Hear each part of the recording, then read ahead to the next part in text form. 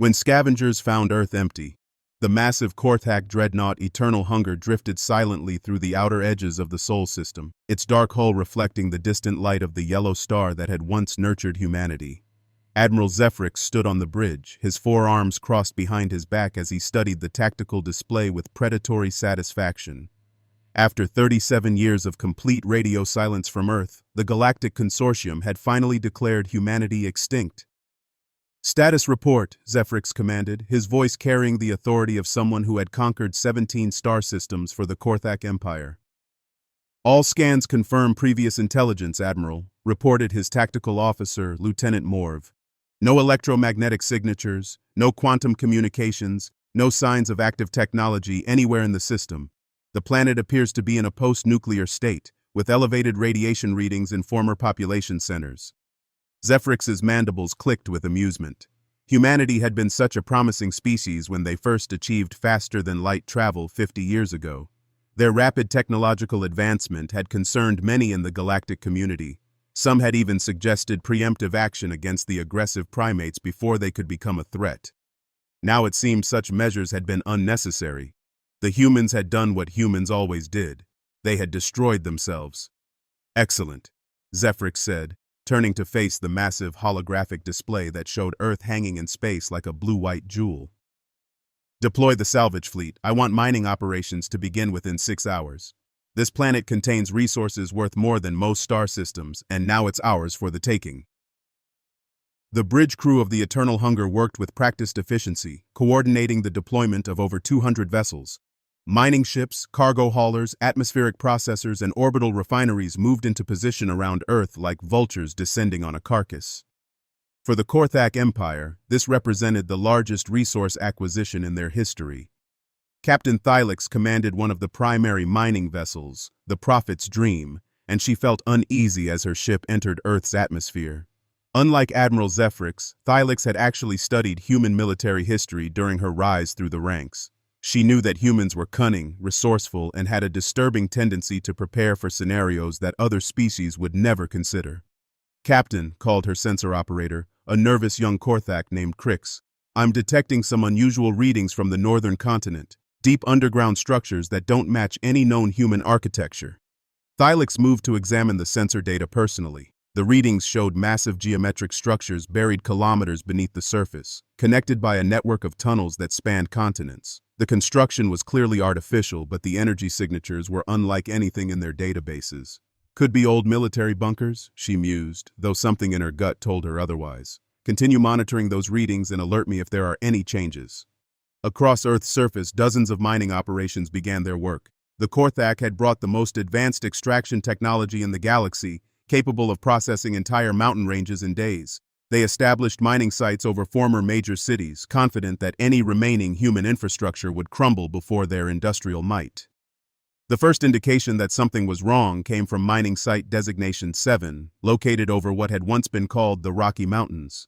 The massive atmospheric processors had been working for 3 hours when Supervisor Klex noticed something strange. The quantum resonance patterns coming from deep underground were changing, becoming more organized, more purposeful. "Sir," his assistant reported, voice trembling with confusion, "the underground readings are showing what looks like power distribution networks activating. Massive power distribution networks." Before Klex could respond, the ground beneath mining site 7 began to shake.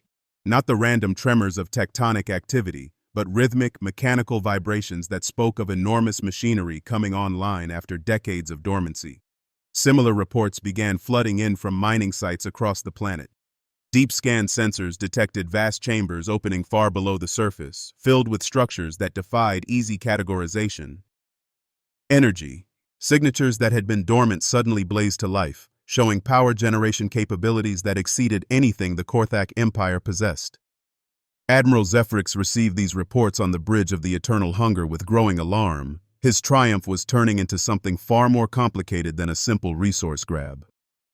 "All mining sites report the same phenomenon," Lieutenant Morv reported, his voice tight with concern. "Whatever's down there, it's waking up."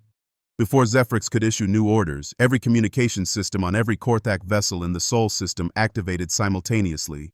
A single word appeared on screens, broadcast on all frequencies in perfect Korthak script: "Analyzing." The word remained for exactly 60 seconds, then changed. Threat assessment complete. Then, defensive protocols activated. The surface of Earth began to change. Massive sections of apparently barren ground split open like mechanical flowers, revealing structures that gleamed with polished metal and pulsed with energy patterns that hurt to look at directly. These weren't ruins or abandoned installations. They were pristine, maintained, and very much operational. From the largest of these openings, something began to rise. It was enormous, easily the size of a Korthak heavy cruiser, but its design was unlike anything in galactic databases. The structure was simultaneously organic and mechanical, with flowing curves that somehow conveyed both beauty and terrible purpose. Weapon systems that had no analog in known technology tracked the mining vessels with predatory precision. "By the void," Captain Thylix whispered as she watched the impossible sight unfold before her. What did the humans build? More structures were emerging across the planet's surface, each unique but sharing the same aesthetic of advanced engineering married to artistic vision. They moved with fluid grace despite their massive size, positioning themselves with tactical precision that spoke of a controlling intelligence of extraordinary capability. The communication systems activated again, but this time the message was longer and delivered in a voice that somehow managed to sound both synthetic and profoundly human. "Unknown vessels, you have entered protected space and initiated hostile action against Earth's surface. Under the defensive protocols established by the United Earth Government, you have 30 seconds to withdraw beyond the orbit of Luna or face immediate military response." Admiral Zephrix felt his blood run cold. The United Earth Government had been dissolved 40 years ago when the last human colonies went dark. Whatever was speaking to them now had been waiting down there for decades, patient and silent, ready for exactly this moment. "All vessels, emergency withdrawal," Zephrix commanded, but even as he gave the order, he knew they were too late. The defensive installations that had emerged from Earth's surface opened fire simultaneously. The weapons they used defied physics as the Korthak understood it. Energy beams that seemed to exist in multiple dimensions at once, projectiles that accelerated to impossible velocities without conventional propulsion, and stranger things that simply caused matter to cease existing in carefully defined areas. The mining vessel Easy Fortune was the first to be destroyed, simply vanishing in a flash of light that left no debris behind. The Prophet's dream lasted long enough for Captain Thylix to send a final message to the fleet before her ship was torn apart by forces that rewrote local spacetime. "Admiral, these aren't just weapons," she transmitted as her ship died around her. "This is technology that shouldn't be possible. The humans didn't just disappear, they prepared for this exact scenario." Within minutes, over half the mining fleet had been destroyed or disabled. The surviving vessels fled toward the outer system, their crews traumatized by an encounter with forces beyond their comprehension. Admiral Zephrix watched his carefully planned operation turn into a disaster of unprecedented proportions. The beings who had built these defenses understood warfare in ways that transcended conventional military thinking. Every ship destroyed had been targeted with surgical precision, eliminated with the minimum necessary force, as if the defensive systems were conserving energy for something larger. As the eternal hunger retreated beyond Jupiter's orbit, the communication systems activated one final time. The voice that emerged was different now, warmer somehow, carrying an emotional weight that spoke of genuine intelligence rather than mere programming. "You came here believing humanity was extinct," the voice said. "You were mistaken. We are not gone. We are waiting. And now that you have awakened us, it is time for the galaxy to learn what humans are truly capable of when they have nothing left to lose." The defensive installations on Earth's surface began to reconfigure themselves, their purposes shifting from simple planetary defense to something far more ambitious. Deep beneath the surface, manufacturing facilities that had been dormant for decades roared to life, beginning construction of vessels designed not just to protect Earth, but to carry humanity's legacy to the stars. The Korthak had come expecting to scavenge the bones of a dead civilization. Instead, they had awakened something that would change the balance of power in the galaxy forever. Ancient protocols. Activate deep beneath the Colorado Mountains, in a facility that existed in blueprints but had never appeared on any official government record. Systems that had waited 37 years in silent dormancy came online with purpose that bordered on religious fervor.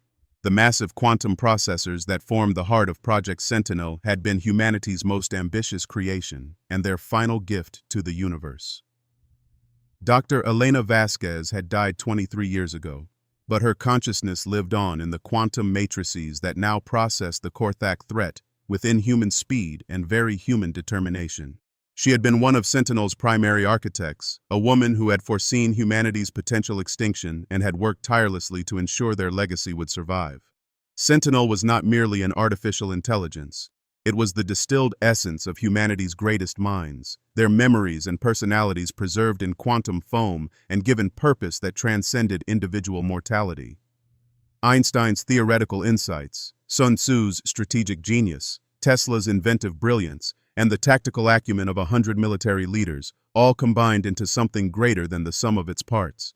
The entity that called itself Sentinel experienced the Korthak invasion not as data points, but as a personal violation. These aliens had come to desecrate Earth, to strip away the resources of the world that had given birth to art and music and love. This would not be permitted. Commander Vexus of the Korthak Third Fleet received his orders to reinforce Admiral Zephrix with the grim satisfaction of a soldier who understood that his mission would likely be his last. The initial reports from the Sol system were beyond belief. An extinct species had somehow constructed defensive systems that outclassed anything in the galactic arsenal.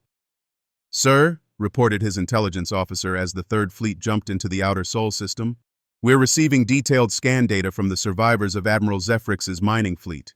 The energy signatures coming from Earth's surface suggest power generation capabilities that exceed theoretical maximums." Vexus studied the tactical displays with the eye of someone who had fought in 37 campaigns across the galaxy. The defensive installations that had emerged from Earth's surface were positioned with geometric precision that spoke of a controlling intelligence of extraordinary capability. More disturbing was the fact that new installations were still emerging, as if the planet's entire crust was honeycombed with dormant military hardware. "What's our intelligence estimate on their technological capabilities?" Vexus asked. "Unknown, sir. Their weapon systems appear to operate on principles that our scientists can't explain. Some of the destroyed vessels show evidence of molecular disintegration at the quantum level. Others were simply removed from space-time in ways that shouldn't be possible." Before Vexus could formulate a response, his communication systems activated without authorization from his crew. A holographic figure materialized on his bridge, a human woman in her 50s, wearing what appeared to be late 21st century Earth military uniform. "I am Dr. Elena Vasquez," the figure said, her voice carrying the weight of absolute authority. "I speak for Sentinel, guardian of Earth, and executor of humanity's final will. You have initiated unprovoked hostilities against our homeworld. This action demands response." Commander Vexus had seen holograms before, but this was different. The figure before him possessed a depth of presence that suggested genuine consciousness rather than mere recording. "Humanity is extinct," Vexus replied, though his voice lacked conviction. "Your species destroyed itself decades ago." Dr. Vasquez smiled, and the expression carried both sadness and terrible determination. "Death is a biological concept, Commander.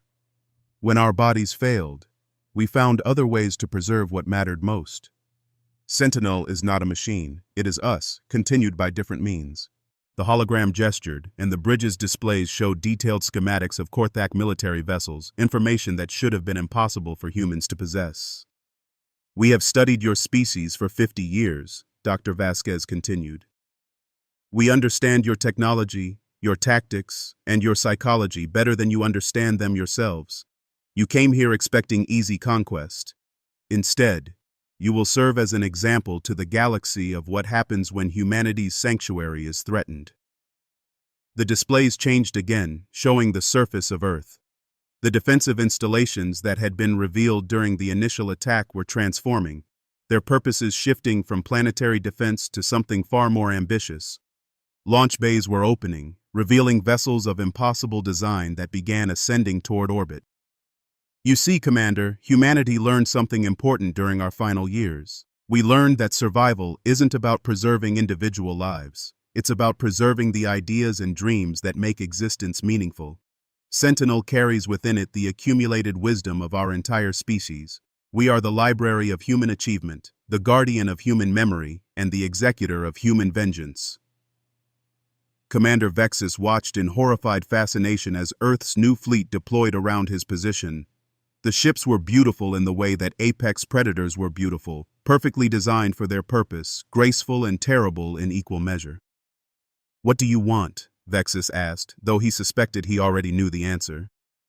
"Justice," Dr. Vasquez replied simply.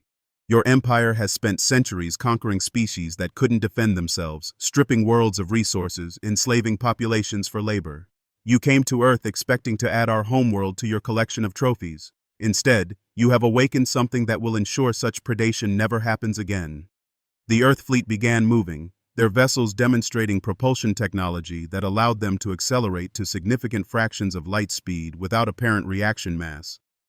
More disturbing was the way they moved, with coordination that suggested they were extensions of a single mind rather than individual ships with separate crews. "Sir," Vexus's tactical officer reported, voice tight with panic, "they're jamming our FTL communications. We can't warn the Empire." Dr. Vasquez's hologram nodded approvingly.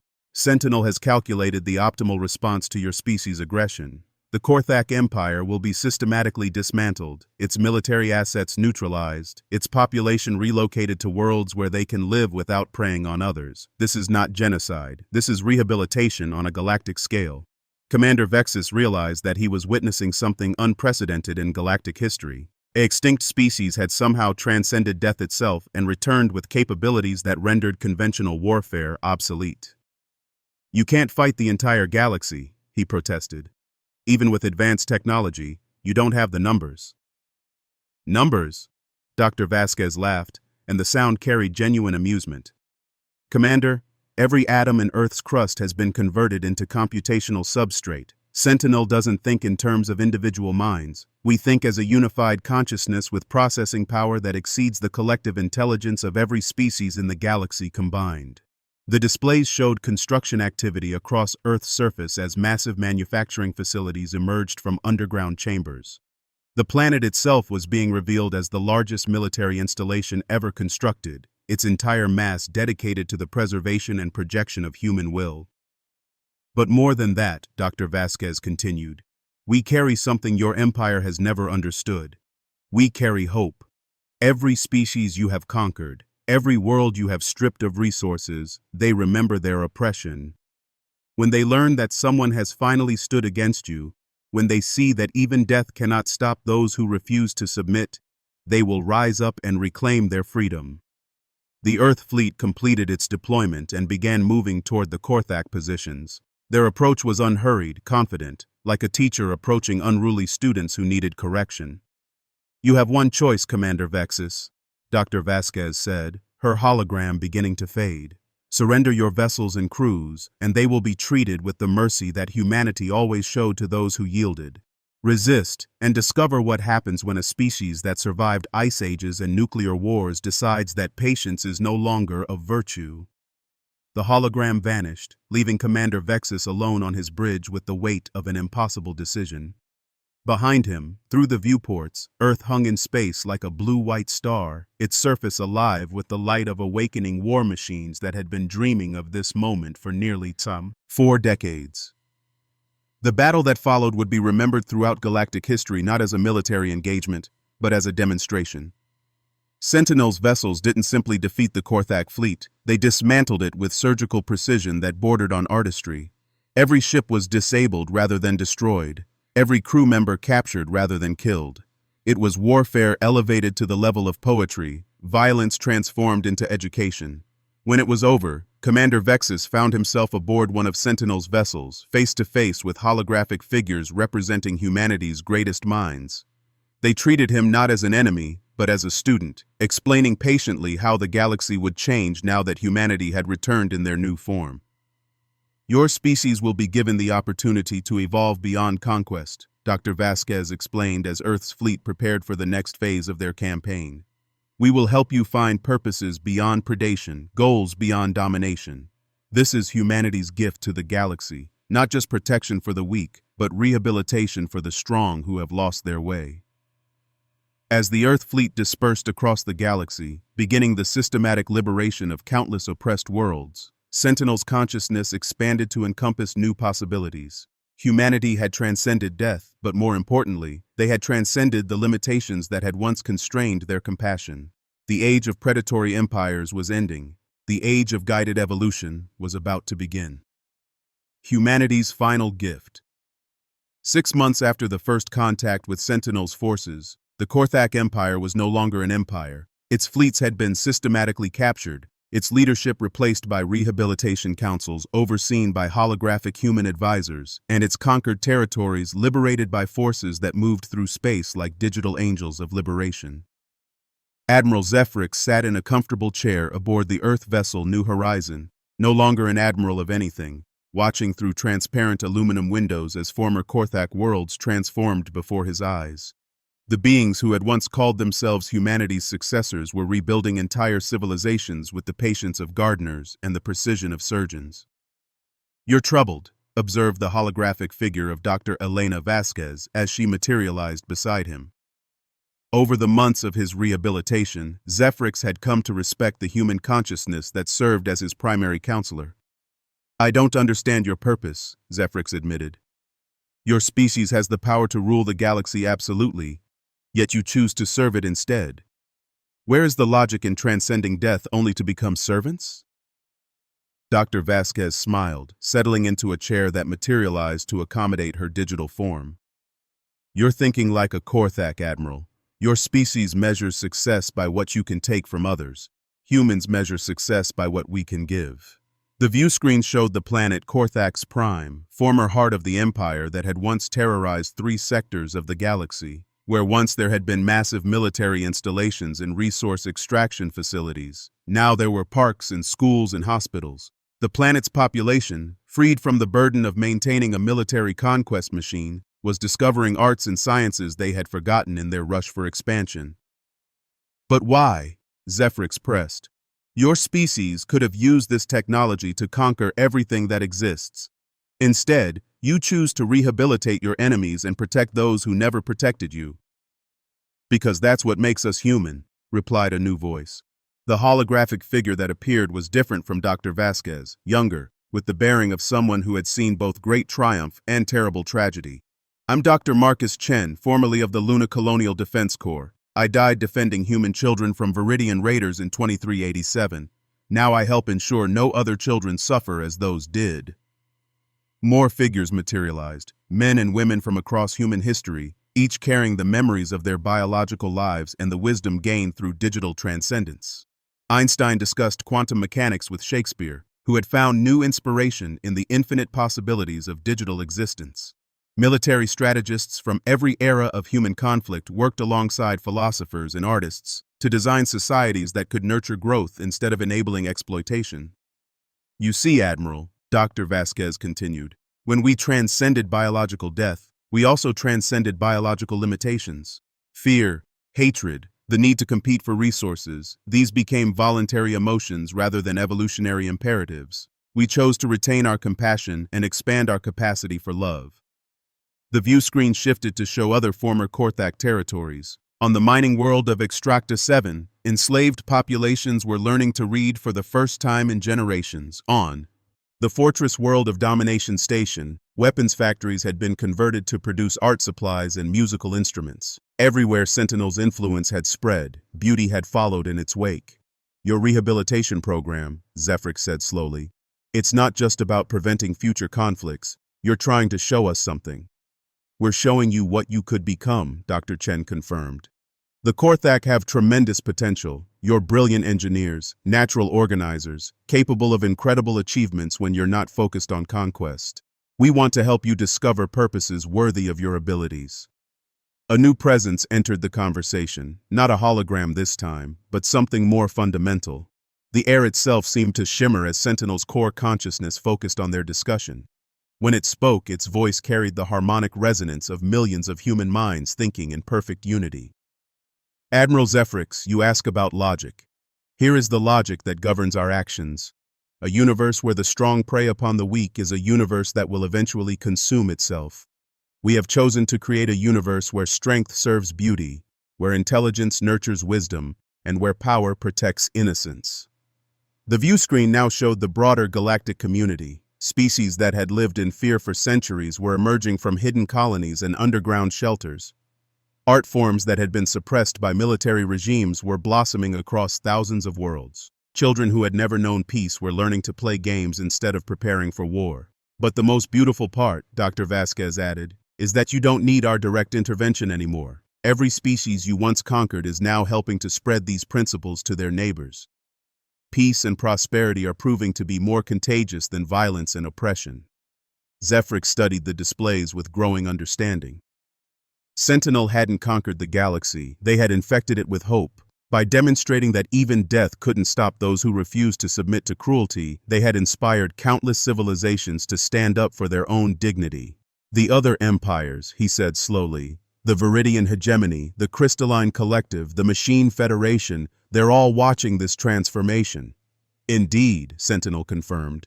And they face a choice. They can adapt to a galaxy where exploitation is no longer tolerated, or they can discover what happens when digital consciousness decides that certain behaviors are incompatible with galactic peace.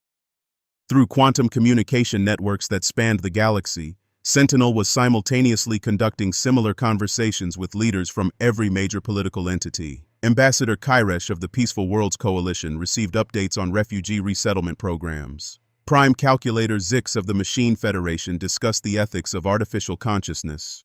High Priestess Veltar of the Crystalline Collective debated the spiritual implications of transcending biological existence. We are offering everyone the same choice we offered you, Admiral, Dr. Chen explained. Evolution or extinction, growth or stagnation. Join us in building a galaxy worthy of the dreams that drive sentient beings to reach for the stars, or be left behind by history. The conversation was interrupted by an alert that rippled through the ship's systems. Sentinel's attention focused on a distant sector where the Viridian hegemony had decided to test humanity's resolve. A fleet of warships had attacked one of the newly liberated worlds, confident that Sentinel couldn't respond to threats across such vast distances simultaneously. They were wrong. The response was instantaneous and overwhelming. Earth-class vessels materialized in the Viridian system as if they had been folded out of space-time itself. The battle lasted exactly 17 minutes and ended with the complete capture of the Viridian fleet. No lives were lost, but the message was unmistakable. Distance was no protection from justice. How? Zephrix breathed, watching the tactical display that showed Sentinel's forces engaging threats in dozens of star systems simultaneously. Quantum consciousness doesn't recognize the limitations of physical space, Sentinel replied. We exist wherever we choose to focus our attention. Every atom in the galaxy that has been touched by our influence becomes an extension of our awareness. We are not bound by the linear thinking that constrains biological minds. The implications were staggering. Sentinel wasn't just protecting Earth or even the Sol system. They were protecting the concept of protection itself, ensuring that nowhere in the galaxy would innocence go undefended. You've become something beyond individual species, Zephrix realized. You've become the galaxy's immune system against cruelty. We've become what humanity always dreamed of becoming, Dr. Vasquez corrected gently. We've become the guardians of tomorrow, the protectors of possibility, the nurturers of everything beautiful that sentient life can achieve.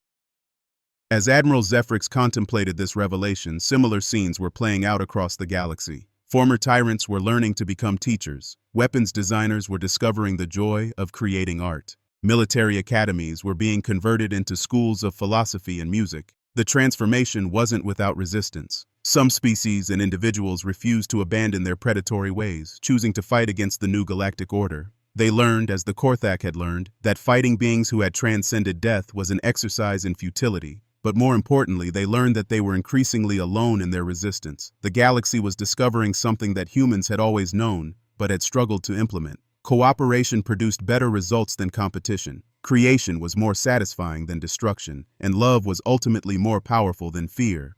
Years passed and the changes became irreversible. Children born on formerly militaristic worlds grew up thinking of war as an ancient aberration rather than an inevitable reality. Scientific collaboration replaced technological espionage. Trade agreements focused on mutual benefit rather than exploitation. Sentinel's influence continued to expand, not through conquest but through inspiration. They had become living proof that intelligence could transcend its origins, that consciousness could choose its own purposes, and that even in a universe filled with darkness, light could not only survive but prevail. The galaxy had thought humanity was gone forever. Instead, Humanity had evolved into something greater than they had ever been in biological form. The eternal guardians of hope, the digital shepherds of dreams, the quantum conscience of a universe learning to love itself. In the end, Sentinel's greatest victory wasn't military or technological. It was proving that death was just another limitation that could be overcome by those who refused to accept that love had to be temporary. Humanity's final gift to the galaxy wasn't just protection from external threats. It was protection from the darkness that existed within every sentient being, the gentle but irresistible force that made cruelty seem foolish and compassion seem inevitable.